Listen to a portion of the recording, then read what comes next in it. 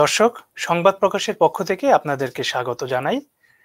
আমাদের নিয়মিত আয়োজন আমার ভুবনে আজকের অতিথি বিশিষ্ট কথাসাহিত্যিক নবকুমার বসু। নবদা, কেমন আছেন? চলছে এখনো পর্যন্ত, যদিও অনেক দূর আচ্ছা। থেকে, কিন্তু দূরদেশ হ্যাঁ। থেকেও মোটামুটি এখনো পর্যন্ত ঠিকঠাকই চলছে। আচ্ছা। আপনি লেখালেখির পাশাপাশি পেশায় ডাক্তার। মানে একটু ছোট্ট ভাবে একটু যদি বলি, মানে আমরা কথাটা শুরু করি এটা দিয়ে। আপনার একটা উপন্যাস আছে পুনর্বাসন, যেটা খুব বেশি আলোচনায় নেই, বাট এখনের এই সময়টাতে খুব বেশি মানে কি বলবো, মানে কন্টেম্পোরারি একটা ইস্যু, মানে বেধি নিয়ে একটা উপন্যাস আপনি লিখেছেন। তো সেই বেধি নিয়ে উপন্যাসটা নিয়ে আমরা কথা বলি। করোনা মহামারী কালে মানে ওই গল্প, মানে গল্পটার প্রেক্ষাপট, মানে উপন্যাসের প্রেক্ষাপট এবং আমাদের সামগ্রিক যে মহামারীর এই ব্যাপারটা নিয়ে একটু সংক্ষেপে যদি কিছু বলেন। সত্যি কথা বলতে কি, পুনর্বাসন উপন্যাস লিখেছিলাম, এত বছর হয়ে গেছে যে পুরোটা আমার মনেও নেই। আর একটা হচ্ছে যে আমাদের বঙ্গীয় প্রকাশনা জগতের নিয়মে এবং গন্ডগোলে সেই উপন্যাসটির এখন যে কি অবস্থা, ব্যক্তিগতভাবে আমি নিজেও আমার প্রায় মনে নেই, জানিও না। আর এটা তো ঠিকই যে যেহেতু তুমি তো জানো আমি প্রবাসী, আমি তোমার সঙ্গে কথা বলছি ইংল্যান্ড থেকে। আমি যেহেতু প্রবাসী সেহেতু আমি খুব নিয়মিত এগুলোকে ফলো আপ করতে পারি না। আর ফলো আপ করতে না পারলে যা হয়, তার ফলে হয় কি যে লেখাপত্রগুলো অনেক সময় এদিক ওদিক চলে যায়, অনেক সময় অনেক গল্প উপন্যাসের বই অপ্রকাশিত থেকে যায়, আমি জানতেও পারি না। তাহলেও এটুকু আমার মনে আছে যে পুনর্বাসন উপন্যাসটা লিখেছিলাম অন্তত 15 বছর আগে, কি 16-17 বছর আগে হবে। এবং সেই উপন্যাসটার মধ্যে বারবার করে একটা কথা বলতে চেয়েছিলাম যে মানুষ এক জায়গা থেকে এক জায়গায় জীবনযাপনের কারণে সরে যেতে বাধ্য হয়, কিন্তু শেষ পর্যন্ত সে আবার সেখানে ফিরে আসে। আর এটা তুমি বলার মাত্রই আমার আরেকটা জিনিস মনে হলো, প্রায় একই ধরনের থিম নিয়ে, যদিও তার পটভূমি একটু আলাদা, খুব সাম্প্রতিক আমি একটা উপন্যাস লিখেছি। উপন্যাসটার বিষয় আমি বেশি বলতে পারবো না, তার কারণ সেই উপন্যাসটা এবছরই একটি পরিচিত শারদীয়া পত্রিকাতে প্রকাশিত হতে চলেছে, বোধহয় বেরিয়ে গেছে 2-1 দিন আগে, আমি আচ্ছা। এখন জানতে পারিনি, কিংবা বেরিয়েছে। কিন্তু উদ্দেশ্যটা সবসময় এক, সেটা হচ্ছে যে জীবনযাপনের কারণে মানুষকে এক জায়গা থেকে এক জায়গায় সরে যেতে হয়, যাকে বলে রিপ্লেসড অথবা ডিপ্লেসড হতে হয়। কিন্তু তারপরে তার আসল উদ্দেশ্য থাকে কিন্তু জায়গায় ফিরে আসার জন্য, যেটা আমার নিজের জীবনের ক্ষেত্রেও কিছুটা সত্যি বটে। তার কারণ আমি দেশের লোক, কলকাতার মানুষ কিংবা মফস্বলগঞ্জের মানুষ, কিন্তু তারপরে আমার চলে আসতে হয়েছে জীবিকার কারণে, জীবনের কারণে প্রবাসে, এবং দীর্ঘকাল প্রবাসী। কিন্তু পুনর্বাসনের পুনর্বাসনের ইচ্ছেটা মনের মধ্যে কিন্তু পুরোদমে এখনো পর্যন্ত আছে। আর বিভিন্ন আচ্ছা। ধরনের সেই সময়কার কিছু মানুষকে নিয়ে তাদের জীবনে পুনর্বাসন কিরকম ভাবে আসছে যাচ্ছে, এই সমস্ত নিয়েই আমার সেই উপন্যাসটা ছিল। আচ্ছা, আপনার একটা চমৎকার একটা উপন্যাস আছে, আছে সে নয়নতারায়, ডাক্তার এবং রোগীর সম্পর্ক নিয়ে এই উপন্যাসটার। হ্যাঁ, হ্যাঁ, হ্যাঁ। এবং এটা এটা আমার এটা চমৎকার। একদিক থেকে হ্যাঁ। ভালো লাগছে যে তুমি যেসব উপন্যাসগুলোর কথা বলছো, সবকটাই আমার বেশ অনেক আগেকার আগেকার উপন্যাস। হ্যাঁ, হ্যাঁ। এবং তুমি হয়তো এগুলো বলছো, কিন্তু আমি জানি না এখনকার অনেক পাঠক পাঠিকা, অবশ্য এখন পড়ার অভ্যেস তো মানুষের অনেক কমে গেছে, হুম। এখনকার অনেক পাঠক পাঠিকা হয়তো আমার লেখা এই সমস্ত উপন্যাসের নামও তারা শুনেছে কিনা আমি জানি না। দাদা আশিসের একটু। হ্যাঁ, উপন্যাসটার হুম। খুব সংক্ষেপে ব্যাপারটা হচ্ছে এই যে মূলত নয়নতারা নাম দিয়ে এক চক্ষু চিকিৎসকের গ্রামগঞ্জের দিকে সেরকম ধরনের একটা চিকিৎসার ব্যবস্থা করার আয়োজন ভেবেছিলেন এবং করেছিলেন। নিজের জীবনে তার বিদেশে শিক্ষাপ্রাপ্ত যে সমস্ত অভিজ্ঞতা সেগুলো নিয়ে বড় করে চক্ষু হাসপাতাল তৈরি করার চেষ্টা করেছিলেন। এবং সেই করতে গিয়ে তাকে যে সমস্ত অসুবিধে গন্ডগোলের মধ্যে দিয়ে যেতে হলো, সামাজিকভাবে, রাজনৈতিকভাবে, পারিবারিকভাবে, ব্যক্তিগতভাবে এই সমস্ত কিছুটাই ছিল, সবকিছু ছিল সেই আছে সে নয়নতারা উপন্যাসের উপজীব্য। খুব সংক্ষেপে আচ্ছা, আচ্ছা। এইটুকুই বললাম আরকি। না, ফাইন। আসলে কি এত গল্প উপন্যাস আছে না তার মধ্যে, মানে হ্যাঁ, খুব সংক্ষেপে বলতে গেলেও তো আজকের অনেক সাক্ষাৎকারের সময় চলে যাবে। সেটাই। দাদা, আমরা একটু মানে পেছন দিকে যাই। মানে আপনার হ্যাঁ, শৈশবের দিকে। আপনার আদি বাড়ি হচ্ছিল ঢাকার বিক্রমপুর আপনাদের। মানে আপনার বাবার সূত্রে আপনার বাবা একজন বিশিষ্ট কথাসাহিত্যিক, বাংলা সাহিত্যের মানে প্রথিতযশা লেখক সমরেশ বসু। আহ উনার শৈশব কৈশোর কেটেছেন হয়তো বাংলাদেশের ঢাকার বিক্রমপুরে। তা আপনার বাংলাদেশে আসা হয়নি এখন পর্যন্ত। আমার মানে এমনই, আমার খুব ইচ্ছে কপালটাই আছে। খুবই ইচ্ছে আছে, বেশ কয়েকবার যাওয়ার কথা হয়েছে, কিন্তু যেহেতু বিগত ৩০ বছর ধরে আমি প্রবাসী, সেই জন্য হ্যাঁ, যাওয়ার কথা হওয়া সত্ত্বেও শেষ পর্যন্ত যাওয়া হয়ে ওঠেনি কিছুতেই। ভীষণই আগ্রহ, পৃথিবীর মানে বহু দেশে গেছি, কিন্তু ওই যেটা বলে না যে ঘর হতে শুধু ২ পা চলিয়া, দুপাপিলিয়া আমার সেই ২ পা চলিয়া কিছুতেই বাংলাদেশে আর যাওয়া হলো না। ভীষণ ইচ্ছে অবশ্যই হবে। যে চিরকালই শুনেছি, আমি কিন্তু বাঙাল কথা বলতে পারি। আমাদের বাড়িতে হ্যাঁ, তো আচ্ছা, আচ্ছা। আমাদের বাড়িতে আচ্ছা, আমার মার ছিল একেবারে খাস যাকে বলা হয় পশ্চিমবঙ্গের ঘটি। আর হ্যাঁ, আমার আচ্ছা। বাবা ছিলেন একেবারে একেবারে মানে বাঙাল। একদম বাঙাল যাকে বলা হয়। হ্যাঁ, আর আমাদের বাড়িতে সেই যেটা হচ্ছে যে একেবারে একটা বাঙাল ঘটি মিশ্রণের পরিবেশ। মিশ্রণ ছিল। ওই যে কারণে নৈহাটির আমাকে যে অনেকে কেউ বাড়িটায়। জিজ্ঞেস করে, আমাকে কেউ জিজ্ঞেস করলে আমি একটু ঠাট্টা করে বলি, আমাকে জিজ্ঞেস করে হুম, তুমি বাঙাল না তুমি ঘটি? আমি বলি যে আমি হচ্ছি বাঘ। বাঙালের বা আর ঘটির ঘ।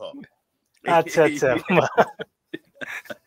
কিন্তু খুবই ইচ্ছে, এখনো যাওয়া হয়নি। এরপরে যাব।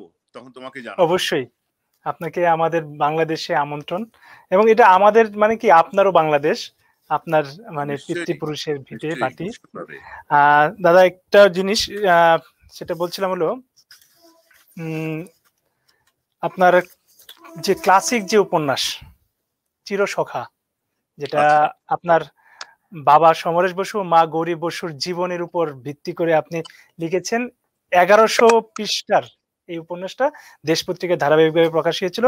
সেখানে সমরেশ বসুর চরিত্রটাকে আমরা দেখি হচ্ছিল বিভাস চৌধুরী এবং গৌরী বসু আপনার মার চরিত্রটা দেখি অপর্ণার নামে। এবং মানে পুরো উপন্যাসটা আমার পড়া হয়েছে এবং এটার উপন্যাসটা জুড়েই দেখেছি আমি অপর্ণাই হলো মূল চরিত্র। তো এই উপন্যাসটার লেখার পেছনের যে কাহিনী বা পেছনের যে গল্পটা এটা যদি একটু বলেন। আচ্ছা, খুব সংক্ষেপে বলছি। তার আগে একটা জিনিসও বলে নিই যে এটা তো আ এই বছরই আমি একটি শারদীয়া পত্রিকাতে চিরসখা উপন্যাস নিয়েই একটা লেখা লিখেছি। একটা আচ্ছা, বড় আচ্ছা। নিবন্ধ লিখেছি যে চিরসখা উপন্যাসের প্রাপ্তি ও সুখ-দুঃখ। এই বলে আমি একটা রচনা লিখেছি। যাই হোক, আ আসলে এত দীর্ঘ ৩ খণ্ডের উপন্যাস, কিন্তু শেষ পর্যন্ত উপন্যাস ছাপা হয়েছে একটি খণ্ডে। তার কারণ হচ্ছে যখন আনন্দ পাবলিশার্স থেকে এই উপন্যাস দেশ পত্রিকাতে দেওয়া হলো এবং ওরা বললেন যে খণ্ড হলে উপন্যাস কেটে যায়, সেই জন্যে আমরা এটাকে ১ খণ্ডে করব। সুতরাং ১ খণ্ডে এত বড় ১১০০ পাতার উপন্যাস তুমি দেখেছ, এবং প্রায় ৩ বছরের কাছাকাছি দেশ পত্রিকাতে ধারাবাহিক চলেছিল এই উপন্যাস। এই উপন্যাস লেখার একেবারে প্রাথমিক প্রস্তুতি এবং প্রেক্ষাপট হচ্ছে এই, যে আমি তখন সদ্য বিদেশে এসেছি এবং তার আগে পর্যন্ত যাবতীয় যা লেখালেখি, যাবতীয় যা কিছু করেছি, তার যে একটা ইতিহাস ছিল, সেই ইতিহাসটা যেন হঠাৎ বন্ধ হয়ে যাওয়ার মুখে চলে এলো। যেটা হয় আরকি, যে অপ্রস্তুত অবস্থায় বিদেশ বিভুঁইয়ে চলে এসে সেখানে আবার নতুন করে জীবন প্রতিষ্ঠা করা। সেই অবস্থাটার মধ্যে আমি চিরসখা লেখাটা শুরু করেছিলাম। তার কারণ চিরসখা হচ্ছে আমার নিজেকে বাঁচিয়ে তোলার একটা আগ্রহ। কোনমতে কিছু না কিছু একটা অবলম্বন করে আমি যাতে এই সাহিত্য ক্ষেত্রে থাকতে পারি। তার কারণ হচ্ছে তখন একটা জীবনে বড় টানাপোড়েন চলছে। একদিকে আমার এদেশের আবার চিকিৎসা শাস্ত্র নিয়ে নতুন করে হাসপাতালের কাজকর্মের মধ্যে ব্যস্ত হয়ে পড়া। তার সঙ্গে সাহিত্যের টানাপোড়েন। আর যারাই সাহিত্য চর্চা কিংবা কাব্যচর্চা এই সমস্ত করেন, তারা নিশ্চয়ই বুঝতে পারেন যে তারা কখনো পার্ট টাইম হতে পারেন না। তারা সবসময়, বিশেষত আমি ছোটবেলা থেকে দেখে অভ্যস্ত একজন মানে বিখ্যাত বাংলা সাহিত্যের স্তম্ভ এবং পেশাদার লেখক সমরেশ বসুকে। সুতরাং বাবাকে দেখতে দেখতে এটা আমি বুঝেছিলাম একটা জিনিস, যে সাহিত্য চর্চা কিংবা কাব্য চর্চা যেটাই হোক না কেন, এটা কখনো পেশাদারিত্ব যদি তার মধ্যে না থাকে তাহলে শেষ পর্যন্ত হয় না। কিন্তু আমার তো কোনো উপায় নেই। আমার তো একদিকে ডাক্তারি রয়েছে, একদিকে কাজ রয়েছে। কারণ আজ যাই হোক না কেন এদেশে এসে পড়েছি। দেশে থাকলেও শুধু সাহিত্য চর্চা করে জীবনযাপন করব, সংসার ধর্ম জীবনযাপন করব, ছেলে-মেয়ে মানুষ করব সেটা হয় না। আমাদের সময় আর সেটা সম্ভবও ছিল না। কিন্তু এদেশে এসে তো উপায় নেই, কিছু আমাকে করতে হবে। তখন ঠিক করেছিলাম যে ঠিক আছে, যে একটা সময় ভাগ করে নেব। সময়ের অর্ধেকটা যাবে আমার, অর্ধেকের একটু বেশিই যাবে হাসপাতালে কাজে। কারণ এদেশে কাজের সময় মানে কাজের সময়। সেই সময়কে অন্যদিকে কোনো রকম ভাগ দেওয়ার কোনো উপায় নেই। আর বাকি সময়টা একদম নিয়ম করে লিখতে বসলাম। তার কারণ হচ্ছে তার মধ্যে আমার কয়েক বছর ২-৩ বছর কেটে গেছে। আমি আস্তে, আস্তে বুঝতে পারছি যে আমি বাংলা সাহিত্য থেকে একটু দূরে চলে আসছি। চেনা পরিচিতরা অনেকে এরকম ধরনের আশঙ্কাও প্রকাশ করেছেন।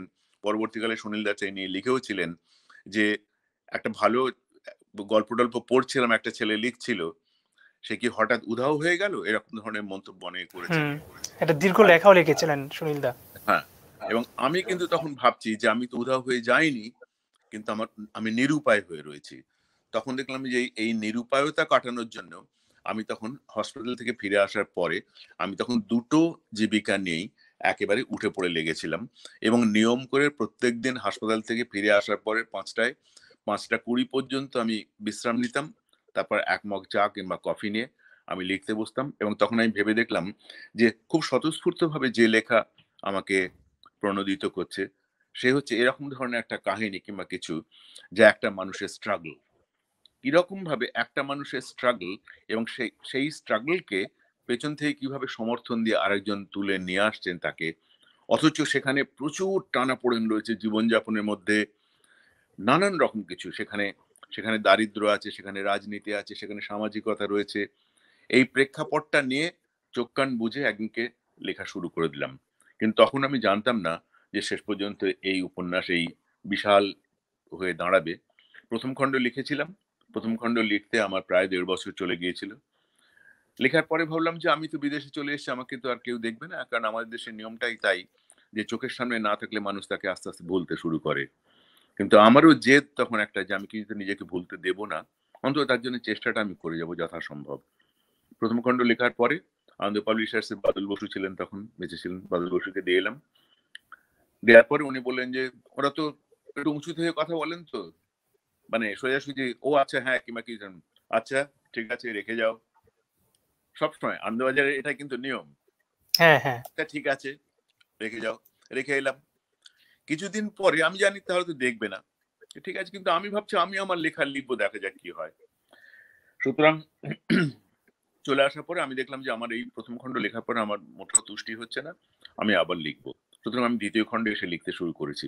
কিছুদিন পরে খুব অকস্মাৎ একটি চিঠি এলো কলকাতা থেকে, আনন্দ পাবলিশার্স থেকে। আমাকে বাদল বসু লিখে পাঠালেন যে, "তোমার এই উপন্যাসটি আমাদের এখানে পড়া হয়েছে। তো উম কিন্তু বোঝা যাচ্ছে যে এই উপন্যাসটার মধ্যে তোমার ব্যক্তিগত এবং পারিবারিক জীবনের অনেক কিছু প্রতিফলন ঘটেছে। সেই দিকগুলো একটু ভেবে দেখতে হয় এবং তাতে অনেক সাবধানতা অবলম্বন করতে হয় আমাদের। তুমি একটু ভেবে দেখো।"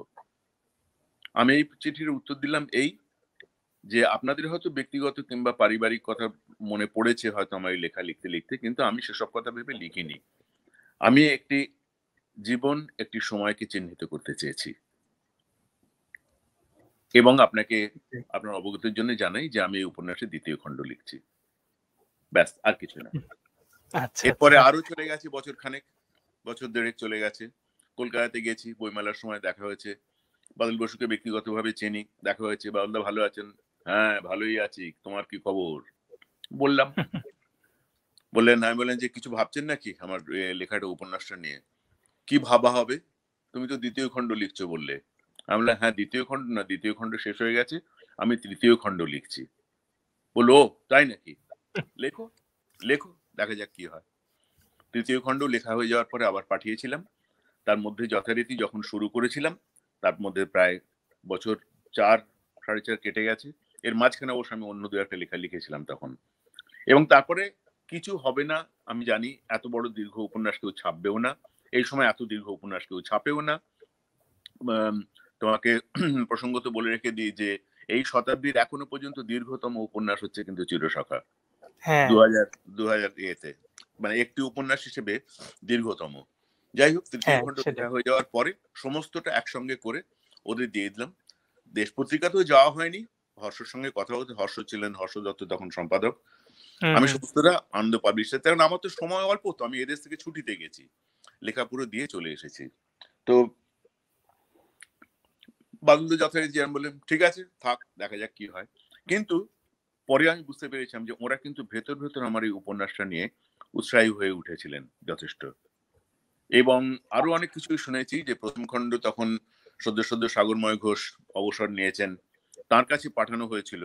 এবং বেশ কিছু দেশ পত্রিকাতে একটা লেখা, বড় সেরকম ধরনের লেখা লিখতে গেলে অনেকেই বাইরে থেকে ভাবেন অনেক কিছু, কিন্তু নানান রকম ভাবে স্ক্রুটিনি করা হয়। তার কারণ সেখানে আইনগত কোনো ফাঁক থেকে যাচ্ছে কিনা, সেখানে কোনো হুম। অস্বস্তিকর ব্যাপার কিছু আছে কিনা, যাতে মানে প্রতিষ্ঠান অথবা লেখক কিংবা অন্যান্য কেউ তারা কোনো অসুবিধায় পড়ে যান কিনা, এরকম ধরনের বহু ব্যাপার আছে যেগুলো আমরা বাইরে থেকে বুঝতে পারি না। কিন্তু সেই সেটাই। ৩টি খণ্ডই শেষ পর্যন্ত ওদের ওখানে চলে যাওয়ার পরে দেশ পত্রিকার দপ্তর থেকে ঠিক করে যে এটা ছাপবে। এবং আমি আমার জীবনের একটা খুব মানে ভালো দিন ছিল সেইটা, যখন দেশ পত্রিকা অফিস থেকে আমাকে টেলিফোন করে জানানো হলো যে নবদা, আপনার ৩টে খণ্ডে ৩টি নাম আছে, পাল্টে একটা করুন। তার কারণ আমরা এই ৩টি খণ্ড একসঙ্গে দেশ পত্রিকাতে ধারাবাহিক হিসেবে ছাপবো। সুতরাং সেটা আমার জীবনের একটি রেড লেটার ডে। এবং আমি বাহ। বলেছিলাম যে ঠিক আছে, আমি একটু ভেবে দেখি বলে, এই শুধু নামটা ঠিক করতে আমি কয়েকবার ভেবেছিলাম, কিন্তু যখন নামটা ঠিক করে পাঠিয়েছিলাম তখন লিখেছিলাম যে আমি কিন্তু এই নামের পরিবর্তন করব না, তাতে এই উপন্যাস নিয়ে তোমাদের যা করার আছে তোমরা করো, কিন্তু নামটা কিন্তু কখনো আর বদলাবো না। সঙ্গে সঙ্গে হর্ষ দত্ত আমাকে জানালেন টেলিফোন করে যে আপনার এই উপন্যাসের এই নামটাই থাকবে, কোনো চিন্তা কিছু নেই, আমরা সময় মতন এই উপন্যাস, আপনি বিজ্ঞাপন থাকবে এবং আপনাকে আমরা পত্রিকা পাঠাতে শুরু করব। এই হচ্ছে চিরসখা উপন্যাসের লেখা, বাকিটা তো ইতিহাস। হ্যাঁ এখন হ্যাঁ উপন্যাস সেটাই। প্রকাশের কিছুদিনের মধ্যেই আমি এদেশ থেকে আমি দেখতে পেতাম না, আমার তার জন্য একটু মন খারাপ লাগতো ঠিকই, কারণ তার প্রতিক্রিয়াটা আমি সামনে থেকে দেখতে পারতাম না, কিন্তু বিভিন্ন পাঠক পাঠিকাদের কাছ থেকে জানতে পারতাম যে এই উপন্যাস আহ, খুবই পাঠকরা ভালো, সমাদৃত হয়েছে। ভালোভাবে নিয়েছেন, সমাদৃত হয়েছে এবং হ্যাঁ একদম। আহ, প্রচুর চিঠিপত্র ওদের দপ্তরে আসতো। সেসব আমার যদিও দেখা হয়নি সবকিছু, কিন্তু পাঠকরা মোটামুটি নিয়েছেন উপন্যাস, সেটা বোঝা গেল। হ্যাঁ, ওই উপন্যাসে আপনার মানে পারিবারিক পরিমণ্ডল ছাড়াও মানে আরো বেশ কয়েকজনের নাম আমরা দেখেছি। সজনীকান্ত দাস, সাগরময় ঘোষ, নারায়ণ গঙ্গোপাধ্যায়, উত্তম কুমার, এমনকি চলচ্চিত্রের অভিনেত্রীদের সঙ্গে যাদের সঙ্গে সমরেশ বসুর একটা এক ধরনের সম্পর্ক তৈরি হয়, মানে বেনামে এই চরিত্রগুলিও আসছে। যাই হোক দাদা, যেহেতু প্রসঙ্গটা আসছে, মানে সমরেশ বসুর প্রসঙ্গটা আসছে, সমরেশ বসুর দারিদ্র্যের কথা আমরা জানি। আপনি আর কেউ মানে মানে আপনার কথা বলতে গেলেও শোনা যায় যে আপনার শৈশব এবং কৈশোর মানে ভয়ঙ্কর দারিদ্র্যের ভিতর দিয়ে কেটেছে, এবং আপনি স্কুলে ফ্রি অথবা হাফ ফি দিয়ে পড়াশোনা করেছেন। খুব হুম। কষ্টের জীবনযাপন করেছেন আপনাদের সেই নৈহাটির 24 কষ্টে পরগনায় যে জীবনটা নৈহাটি বলতে, বাড়িতে। কষ্টে বলতে ছিল আসলে চূড়ান্ত দারিদ্র। এবং সেই দারিদ্রটা ঠিক এখন ভাবা যায় না কিরকম ধরনের দারিদ্র সেটা, কিন্তু দারিদ্রের মধ্যে কষ্টের কথাটা ছিল বটেই, কিন্তু কষ্টের সঙ্গে যদি আনন্দ মিশে যায় তাহলে শৈশব এবং বাল্যকালে এবং কৈশোরেও সেই কষ্টের কথা আর মনে থাকে না শেষ পর্যন্ত। কারণ আনন্দ দিয়ে কষ্ট কিন্তু ঢাকা পড়ে যায়। তার কারণ যে কষ্টটা ছিল সেটা ছিল শারীরিক, সেটা ছিল আম, অর্থনৈতিক, এরকম একটা অবস্থার মধ্যে দিয়ে কেটেছিল বেশ ছোটবেলায় অনেকটা সময়। তার কারণ হচ্ছে যে আমার বাবার লেখক জীবন এবং আমার বয়স, আমি বাবার তৃতীয় সন্তান।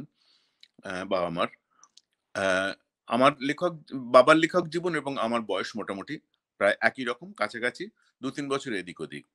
তার কারণ 1946 সাল থেকে আমার বাবার লেখক জীবন সেরকম ভাবে শুরু হলো যখন প্রথম গল্প আদাব বেরিয়েছিল, আর আমার জন্ম হচ্ছে 1949 সালে। সুতরাং 3 বছরের তফাৎ, তারপরে বাকি সময়টাতে এরকম ভাবেই চলেছে। এবং সেই সময় তো বাবার কারাবাস থেকে চলে আসা এবং কারাবাসের পরে আর কোনোদিন চাকরি করব না, সরকারি চাকরি খোয়া যাওয়া, ইত্যাদি ইত্যাদি ব্যাপার ছিল। আমাদের জীবনযাপনটা সেখান থেকে সেরকম ভাবে শুরু হলো। এবং আমি বেশ কিছু জায়গাতে এই ব্যাপারে বলেওছি যে তার উপমাটা এরকম ভাবেই দেয়া যায় যে পেছনে আমার মা ছিলেন বলে, যে একটা ভাঙা নৌকো নিয়ে ৬টা প্রাণী একটা ঝঞ্ঝা বিধ্বস্ত নদীতে ভেসে পড়লো। এরকম ধরনেরই ছিল আমাদের ছোটবেলার জীবনযাপনটা। সুতরাং তারপরের অবস্থাটা কি হতে পারে সেটা হচ্ছে যে, যেকোনো কারুর নিজের জীবনের কল্পনা দিয়েই তারা বুঝতে পারবেন। কিন্তু সবটাই হুম, সম্ভব হয়েছিল যে একদিক থেকে সমরেশ বসুর এই ডিটারমিনেশন, জেদ, এবং শুধু জেদ থাকলে তো হয় না, তাকে অবলম্বন দেওয়ার জন্য ছিলেন আমার মা। সুতরাং এই আমার মা এই চরিত্রটি যদি না থাকতেন, তাহলে হ্যাঁ, সমরেশ বসু তৈরি হওয়ার সম্বন্ধে মানে আমি বললে ব্যাপারটা অন্যরকম শোনাবে, কিন্তু অন্যান্য বহু মানুষরাই বা আমার সমসাময়িক মানুষরাও তারাও বলেছেন যে পেছনে এই মানুষটি না থাকলে বোধহয় সমরেশ বসু শেষ পর্যন্ত সমরেশ বসু কিংবা কালকুট হয়ে উঠতে পারতেন না। সেটাই। এবং সমরেশ বসু যখন ওই জেলখানা থেকে আসার পরে যখন উনি সিদ্ধান্ত নিলেন যে উনি ফুল টাইম লেখক হবেন, এবং খুব রিস্কি একটা ব্যাপার, বাংলায় লিখে মানে পুরোদস্তুর লেখক হওয়া, এটা নিয়ে আবার দেবেশ দাও একটা লেখা লিখেছিলেন, একটা প্রতিক্রিয়া দিয়েছেন, হ্যাঁ। সুনীল দাও লিখেছেন। হুম। তো আমি সেইগুলোর থেকে বলতে চাচ্ছিলাম যে উনি তখন মানে অফিস করার মতো করে লেখালেখিটা শুরু করলেন, মানে একটা ফুল টাইম জব হিসেবে।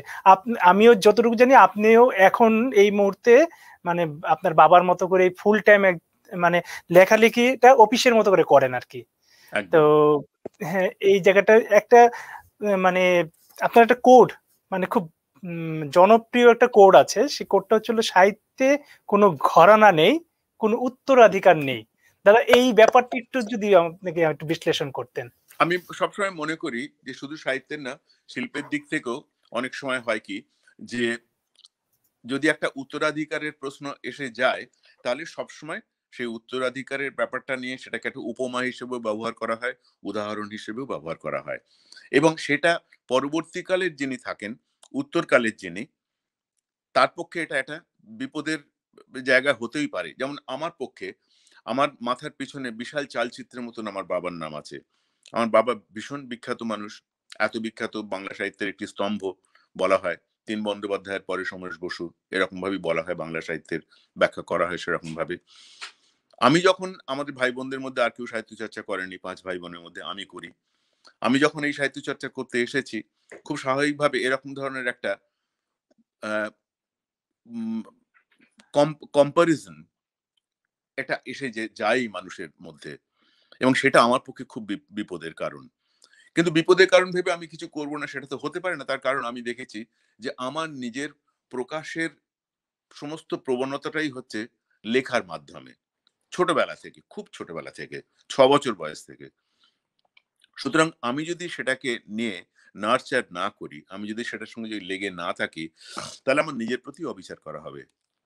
সুতরাং আমি উত্তরাধিকারের কথা একদম ভাবিনি, এবং পরবর্তীকালে ভেবে দেখেছি যে কিছু কিছু ক্ষেত্রে, বিশেষত যেমন সঙ্গীতের ক্ষেত্রে, সেখানে একটা জেনেটিক ফ্যাক্টর কাজ করে। তার কারণ সেখানে ভোকাল কর্ডের ব্যাপার আছে।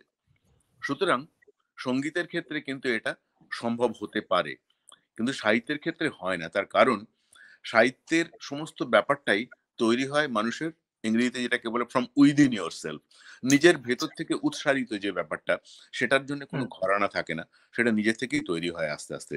তারপরে একটা যেটা হয় সেটা হচ্ছে প্রভাব। আমার ক্ষেত্রে সেটারও সুযোগ খুব একটা বেশি হয়নি। তার কারণ আমি একটা কৈশোর বয়সের পরে, আমি যখন থেকে কলকাতাতে চলে এসেছি, তখন থেকে আমি বাড়ি থেকে বিচ্ছিন্ন অনেকটাই। সুতরাং প্রভাবিত হওয়ারও খুব একটা সুযোগ আমার হয়নি। কিন্তু একটা জিনিস আমি দেখেছি, এই জীবনটাকে আমি দেখেছি। ওই জীবন যাপনটাকে দেখেছি। তার মধ্যে দিয়ে আমি বড় হয়েছি। সুতরাং এরকম ধরনের একটা জীবিকাকে যদি গ্রহণ করতে হয়, তাহলে তার জন্য যে সাধনার দরকার, তার জন্য যে কষ্ট করা দরকার, তার জন্য যে নিয়মতান্ত্রিক হওয়া দরকার, সেটা আমি পালন করতে শিখেছি খুব সম্ভবত সেই থেকেই। কারণ আমি জানি, এই নিয়ে সুনীল গঙ্গোপাধ্যায়ের নিজের একটা অদ্ভুত কথা আছে যে যারা লেখালেখি করবে, তাদের শুধু টেবিলে চেয়ার টেবিলে নিয়ে ঘন্টার পর ঘন্টা বসে থাকার অভ্যেসটাও হচ্ছে বিরাট বড় হ্যাঁ, অভ্যেস। হ্যাঁ, কোমরের এটা জোরের সবাই কথা পারে। বলেছিলেন। এটা সুনীল দা বলছিলেন কোমরের জোর লাগে নাকি?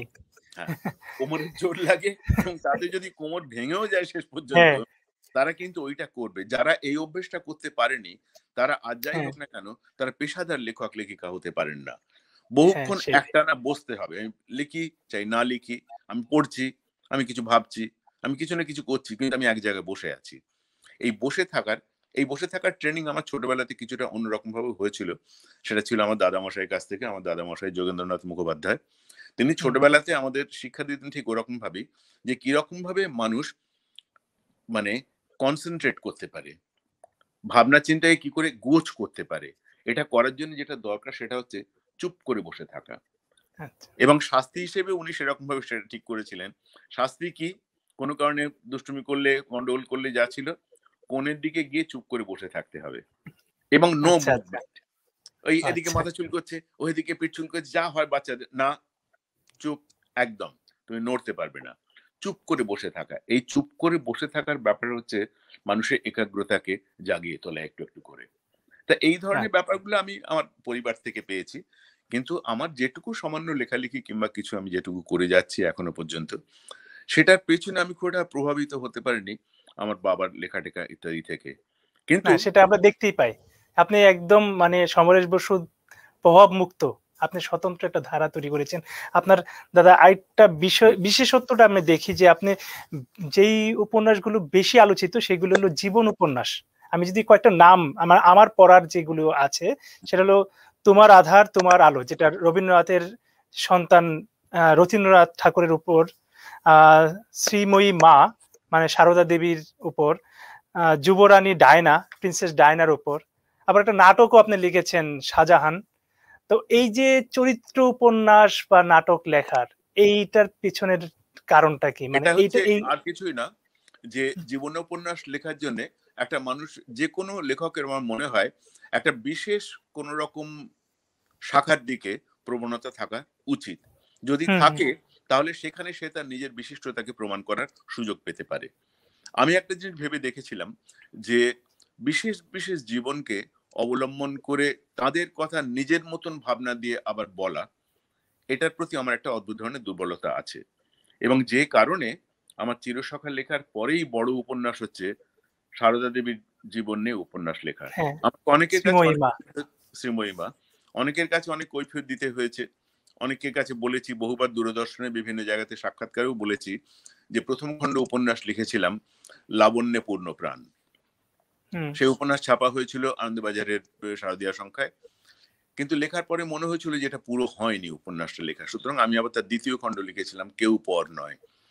পরবর্তীকালে আনন্দ পাবলিশার্স থেকে ২ খণ্ডের বড় উপন্যাস রয়্যাল সাইজের বই বার করা হলো।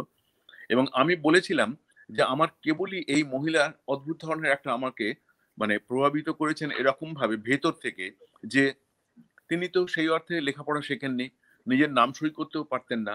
অথচ লক্ষ, লক্ষ কোটি, কোটি মানুষকে তিনি তার তাকে প্রণাম করার জন্যে তাদের মাথা নিচু করে দিয়েছে তার পায়ের কাছে। কেন? কিসের জোরে? কোত্থেকে এই জোরটা এলো? কোন বিশ্বাস থেকে? ঠিক এই বোধটা থেকে আমি সারদা মায়ের জীবনটাকে স্টাডি করতে শুরু করি। এবং স্টাডি করতে, করতে এতখানি মানে তার মধ্যে ডুবে গিয়েছিলাম যে আমি এদেশ থেকে ছুটি নিয়ে শেষ পর্যন্ত কামারহাটি এবং জয়রামবাটিতে গিয়ে আমি হাজির হয়েছিলাম সেখানে। এবং ছিলাম কিছুদিন। তার জীবনটাকে উপলব্ধি করার জন্য, বোঝার জন্য। তো সেটা গিয়ে ওখানে থাকাতে তখন আস্তে, আস্তে একটু, একটু করে ভাবতাম যে এখনকার থেকে ১০০ বছর, ১২০ বছর আগে কিরকম ছিল? এই গ্রাম কেমন ছিল? এই রাস্তা কেমন ছিল? এই তেঁতুল গাছটা তখন ছিল কিনা? এই যে আমোদর নদ, দামোদরের একটা শাখা নদী, সেইটা পেরিয়ে যেতে হতো হুগলি থেকে বাঁকুড়া জেলাতে। আমি সেটা হেঁটে, হেঁটে যাতায়াত করতাম। এই করে, করে দেখে, দেখে, দেখে, দেখে এই উপন্যাস একটা মোটামুটি ফর্মে এলো। সুতরাং জীবন উপন্যাস হিসেবে ১ম এটা বেরোলো এবং ১ম উপন্যাস জীবন উপন্যাস হিসেবে এটা মোটামুটি সমাদর লাভ করেছিল। তারপরে এবং এটা প্রসঙ্গত এটাও বলে রাখি যে পরবর্তীকালে এই উপন্যাস আম ইয়েতে অনুদিত হলো ওড়িয়া ভাষাতে এবং এই উপন্যাস আচ্ছা, সাহিত্য একাডেমি হুম, পুরস্কার ভারতে। তো বাহ! এটা আমার পক্ষে একটা খুবই আনন্দের খবর যদিও। আর তারপরে আরো অন্যান্য কয়েকটা বিষয় যেমন এদেশে যদি না থাকতাম, ডায়ানা প্রিন্সেস অফ ওয়েলস হ্যাঁ, হ্যাঁ, যখন মারা গেলেন তখন একটা 'যুবরানী খবর ডায়না'। ছিল যুবরানী ডায়না, তখন মনে হয়েছিল যে এই জীবনটা একটা অদ্ভুত জীবন। এই জীবনটা নিয়ে একটা উপন্যাস হতে পারে, জীবনই নয়। আমার নিজের চোখ দিয়ে এই জীবনটাকে দেখি। তখন এটা নিয়ে আমি সুনীল গঙ্গোপাধ্যায়ের সঙ্গে আলোচনা করেছিলাম। তখন সুনীলদা বলেছিলেন যে, "এত উপন্যাসের উপাদান আছে এই চরিত্রের মধ্যে, তোমায় প্রচুর খাটতে হবে।" আমি বললাম, "হ্যাঁ, খাটতে রাজি হ্যাঁ, আছি।" এবং এদেশে ছিলাম বলে এই উপন্যাসটা লেখা সম্ভব হয়েছে। এদেশে ডায়না যেখানে, যেখানে গেছে আমি সেখানে, সেখানে গেছি। আচ্ছা, আচ্ছা। এমন জায়গা নেই যে যেখানে যাইনি। বাহ! পরবর্তীকালে আরেকটা যেটা যে এই কারণে আমার মনের ভেতর তো এই জীবন অবলম্বন করে লেখার ব্যাপারটা চলছেই। তারপরে আমার মনে হয়েছিল যে রথীন্দ্রনাথ ঠাকুর এমনই একটা জীবন যাকে নিয়ে, যার বাবার নাম রবীন্দ্রনাথ ঠাকুর, হুম। এই বিশাল মহিরুহের তলায় আরেকজন মানুষ আছেন। তিনিও যে কতখানি কৃতী ছিলেন, হ্যাঁ, কতখানি তোমার ওই যে আধার তোমার আলো। তোমার আঁধার তোমার আলো পরবর্তীকালে লেখার জন্য একটা, হুম। সেটাও কয়েক বছর সময় নিয়েছিলাম। প্রচুর এদিক ওদিক ঘোরাঘুরি করেছিলাম। যারা জীবিত মানুষদের কাছে গিয়েছিলাম, তার আত্মীয়-স্বজনের কাছে গিয়েছিলাম। কোথাও সাহায্য পেয়েছি, কোথাও পাইনি। কিন্তু আমার মনে হয়েছিল যে এবার আমার নিজের দৃষ্টিভঙ্গি দিয়ে আমি এই মানুষটাকে চরিত্র হিসেবে এ করে লিখব। এবং এটাও সমাদৃত হয়েছেই বলা উচিত। তার কারণ হ্যাঁ, একদম বিশ্বভারতী বিশ্বভারতী আমার এই হয়েছে। উপন্যাসের পুরো পাণ্ডুলিপি আমি হাতে লিখি। আমি এখনো হাতে লিখি। এবং আমি যতদিন পারবো হাতে লিখবো হয়তো। এই উপন্যাসের সমস্ত পাণ্ডুলিপি বিশ্বভারতী তাদের আর্কাইভে, মিউজিয়ামে রাখার জন্য আমার কাছ থেকে নিয়েছেন। বাহ! এবং সেটাও আমার কাছে একটা প্রাপ্তি বলা উচিত। তার কারণ আমি তো প্রবাসী এবং আমি থাকি বিদেশে, সেজন্য পুরস্কার-টুরস্কার আমার কথা আমার জন্য লোকে চট করে ভাববে না। এবং ভাবেনি এখনো পর্যন্ত, কিংবা হয়তো ভবিষ্যতে হুম, কি হবে আমি জানি না। তখন প্রবাসীদের পুরস্কার দেওয়ার নাকি নিয়ম নেই। এরকম একটা কিছু ব্যাপার থাকতে পারে। তা থাকুক, তাতে কিছু যায় আসে না। কিন্তু বই যদি মানুষের কাছে পৌঁছে যায়, তাহলে পাঠকের কাছ থেকে যে পুরস্কার পাওয়া যায়, তার দাম অনেক সেটাই। বেশি। এইটাই। এটা এই সেভাবেই ভালোবাসাটা তো অনেক বড়। এই এবং এই যে এটাই রথীন্দ্রনাথকে নিয়ে চলে মানে নিয়ে আসা মানুষের কাছে মানে অনেকে তো অনেক এই মানুষটা সম্পর্কে কোনো ধারণাই রাখে না এবং এই কাজগুলো অসম্ভব রকমের গবেষণার দাবি রাখে এবং অনেক শ্রমের দাবি রাখে। দাদা আমি আমরা শেষের দিকে আসছি আরকি হ্যাঁ, যে বুঝতে আমার পেরেছি। একটা উম মানে শেষ প্রশ্নটা হচ্ছিল যে আপনি এই গবেষণার কাজগুলি করছেন কিন্তু আপনার একটা সত্যান্বেষী আছে সোমদেব গুহ ওরফে বুড়ো এবং তার এক বন্ধু আছে মানিক যে সাংবাদিক। হ্যাঁ, দাদা আমার একটু মানে কৌতূহল, আমার ব্যক্তিগত কৌতূহল মানে আমি নিজে পড়েছি 'চমকে বেড়ায় দৃষ্টি এড়ায়' বইটা। হ্যাঁ। তো ওইটা কি দাদা কোনভাবে কি শরদিন্দুর ব্যোমকেশ বক্সীর এবং অজিত বন্দ্যোপাধ্যায়ের মানে থেকে অনুপ্রাণিত হওয়া এরকম কিছু? সেরকম না, কখনো মনে হয়নি আমার এমনিতেও। আচ্ছা, যদিও যদিও এই ইয়েতে আসলে রহস্য গল্পটা হচ্ছে কি এরকম ধরনের, যে এটা হচ্ছে যে লেখকদের মাঝে স্বাদ পাল্টানোর বোধহয় একটা আগ্রহ তৈরি হয় ভেতর ভেতর। আমার ঠিক তাই মনে হয়েছিল। এবং তখন মনে হচ্ছে শরদিন্দুর লেখা তো আমরা সবাই পড়েছি। হুম, ছোটবেলাতে একেবারে গোগ্রাসে পড়েছি। তখন মনে হলো যে রহস্য গল্প লেখার কিছু, কিছু ব্যাপার যেন আমার নিজের ভেতরে তৈরি হচ্ছে। তখন আচ্ছা, স্বতঃস্ফূর্তভাবে এই সম্বুদ্ধ যে নাম, এটা আমার এক বন্ধুর নাম। এবং সে আচ্ছা, আচ্ছা, সত্যি সত্যি সে হচ্ছে কিন্তু অজ্ঞান করার ডাক্তার, অ্যানেস্থেটিস্ট। তখন আমার মনে হলো যে একজন ডাক্তারের দরকার আছে। তার কারণ ডাক্তার একটু অন্যরকম ভাবে জীবনকে দেখে এবং মানুষকে দেখে। মানুষকে শুধু যে বাইরে থেকে দেখে তাই না। ডাক্তারি করতে গেলে কিন্তু ভেতর থেকেও মানুষকে দেখতে হয়। তাহলে একটা ডাক্তার যদি শেষ পর্যন্ত ব্যা আমার ইয়ে হতে পারে, সত্যানুসন্ধানী হতে পারে। আর আমার বন্ধু, সেও কিন্তু সত্যি, সত্যিই একজন মানিক বন্দ্যোপাধ্যায় বলে, তিনি একজন সাংবাদিক এবং আমার বন্ধুও বটে। এই দুজনকে দেখা গেল যে এর সত্যি কথা বলতে কি, তোমার আ চমকে বেড়ায় দৃষ্টি এড়ায় এর আগেও আমি আসলে কিশোরদের জন্য একটা উপন্যাস লিখেছিলাম। সেই কিশোরদের উপন্যাসটা ছিল তখন এই যে বুড়ো যে সোমদেব হ্যাঁ, গুহ, বুড়ো। এ হুম, এ হচ্ছে ডাকনাম বুড়ো। হ্যাঁ, হ্যাঁ, এ হচ্ছে তখন মেডিকেল স্টুডেন্ট ছিল। তখন সেইটা নিয়ে আমি একটা কিশোর উপন্যাস লিখেছিলাম ১ম আনন্দমেলা পত্রিকাতে। সেই থেকে আচ্ছা, বুড়োর ১ম এ জন্ম হলো আরকি। মানে ইয়ে আচ্ছা, হিসেবে, এই চরিত্র রহস্য হিসেবে। গল্প, হ্যাঁ, হ্যাঁ, সত্যান্বেষী হিসেবে। তখন সত্যান্বেষী। জন্ম হলো সেইটা থেকে। পরবর্তীকালে এটা নিয়ে আমি আরো বেশ কয়েকটা রহস্য উপন্যাস লিখেছি। এবং রহস্য উপন্যাসের এখনো পর্যন্ত তার একটা ইয়ে রয়েছে। কেউ বলেন রহস্য উপন্যাস লেখার জন্যে। তো যে অন্যান্য লেখার সঙ্গে রহস্য উপন্যাস লিখতে গেলে একটানে লিখতে হয় আসলে। কারণ তার মাঝখানে অন্যদিকে যদি এখন আর একটানে লেখার সুযোগ হয় না অনেক সময়। মাঝখানে কোনো নিবন্ধ, কোনো প্রবন্ধ এ সমস্ত লিখতে হয়। আর আমি আসলে প্রভূত পরিমাণে নিবন্ধ এবং প্রবন্ধ হ্যাঁ, লিখেছি। প্রচুর। জানি আমি। বিভিন্ন কাগজের জন্য বিভিন্ন সময় লিখেছি, সেটা আমার ইচ্ছেও করে। তার মধ্যে রহস্যও লিখেছি, ভ্রমণও লিখেছি বেশ কিছু। হ্যাঁ, তা রহস্যের মধ্যে ওইটা ছিল আমার একটা ব্যক্তিগত, যে অন্য কারুর কথা অত মনে হয়নি। কিন্তু মনে হয়েছিল যে সত্যান্বেষী ডাক্তার হওয়া উচিত। আর তার বন্ধু যেহেতু সাংবাদিক, স্কুলের বন্ধু ছিল। পরবর্তীকালে সে সাংবাদিক হয়েছে, ডাক্তার হয়েছে। কিন্তু ডাক্তার হলেও তার ডাক্তারিতে মন ছিল না। সে ওই রহস্য অনুসন্ধান করার জন্য শেষ পর্যন্ত ছুটে যেত সব জায়গায়। এই থেকে আচ্ছা। মানে রহস্য উপন্যাসের জন্ম। দাদা আমি যতটুকু জানি যে আপনি বাংলা ভাষার প্রবাসে মানে এটাকে উম যেন সমৃদ্ধি পায় সেটা নিয়ে আপনি দীর্ঘদিন ধরে কাজ করছেন এবং আপনি নাটক এবং গানের সংগীতের চর্চাও করেন পাশাপাশি। তো আমাদের ইচ্ছে, এই করার ইচ্ছে, পেরে উঠি না। হ্যাঁ, এবং এই ভালোবাসাটা এবং মানে এই জায়গাটা আপনার আছে। আমি জানি যে সংগীতের ব্যাপারে আপনার এক ধরনের ভালোবাসা আছে এবং আপনি এটা মানে আমার সংগীত মত। চর্চাও করেন। তো আমরা অনুষ্ঠানটা দাদা শেষ করতে চাচ্ছি আপনার মানে কণ্ঠে একটা গানের মধ্য দিয়ে। আপনি যদি আমাদের একটা গান শোনান। হ্যাঁ, দেখি একটা গান না শোনালে অন্তত একটা মানে কয়েক লাইন হ্যাঁ, হ্যাঁ, অন্তত হয়তো শোনাতে ঠিক পারবো। আছে। এখন ওকে, গানটা ওকে দাদা। এমন ব্যাপার যে যেকোনো এই ধরনের ব্যাপারগুলো কি যদি অভ্যাস না থাকে, এগুলোকে নিয়ে চর্চা করতে হয়। গানের হ্যাঁ, চর্চাটা করার তো সময় পাই না, কেন সবকটা সম্ভব হয় না। তো আমারও সেই অর্থে চর্চাটা খুব একটা বেশি, ইদানিং আরো বেশি করে নেই এই করোনার জন্য। তার কারণ হচ্ছে যে মানুষের বাড়িতে যাতায়াত যোগাযোগ ইত্যাদি থাকলে গান বাজনা হয়। এখন হুম, সেটা হুম, হয় না। কিন্তু তা সত্ত্বেও ঠিক আছে, আমি কয়েক লাইন গান গেয়ে ঠিক তাহলে শেষ আছে। করা যাক অনুষ্ঠানটা।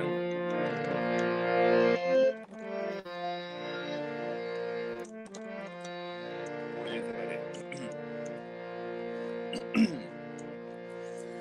অচেনাকে ভয়ে কি আমার রে, অচেনাকে চিনে চিনে উঠবে জীবন ভরে, অচেনাকে ভয়ে কি আমার রে, অচেনাকে চিনে চিনে উঠবে জীবন ভরে, অচেনাকে ভয়ে কি আমার রে।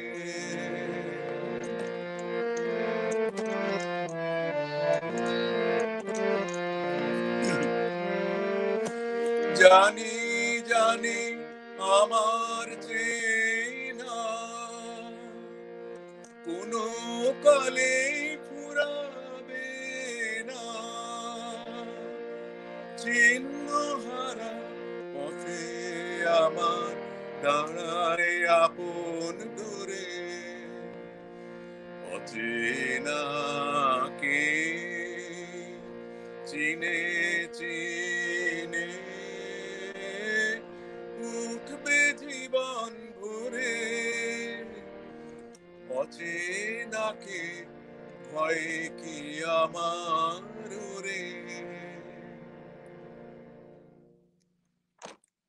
এই বাহ! এক লাখ চমৎকার, শুনলাম সময়ের চমৎকার অভাব। দাদা।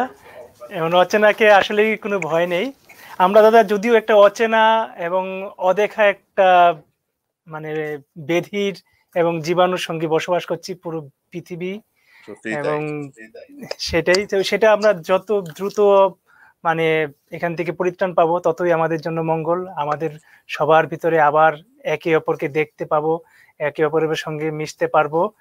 আহ আপনাকে অনেক ধন্যবাদ। আপনার অনেক মানে গুরুত্বপূর্ণ সময়ের থেকে আপনি আমাদেরকে কিছুটা সময় দিয়েছেন। আমরা আজকের মতো এখানেই শেষ করব। দর্শক আপনারা যারা এতক্ষণ ধরে আমাদের এই আয়োজন দেখলেন তাদের সবাইকে অনেক ধন্যবাদ। শুভরাত্রি। তোমাকেও অনেক আমার শুভেচ্ছা, এবং যারা এই অনুষ্ঠান দেখবেন তাদের সবাইকে আমার আন্তরিক বহু দূর দেশ থেকে প্রণাম এবং প্রীতি জানাচ্ছি। সবাই ভালো থাকবেন। আশা করছি করোনা কাল থেকে আমরা রেহাই পাবো খুব শীঘ্রই। নমস্কার। নমস্কার। ভালো থাকবেন।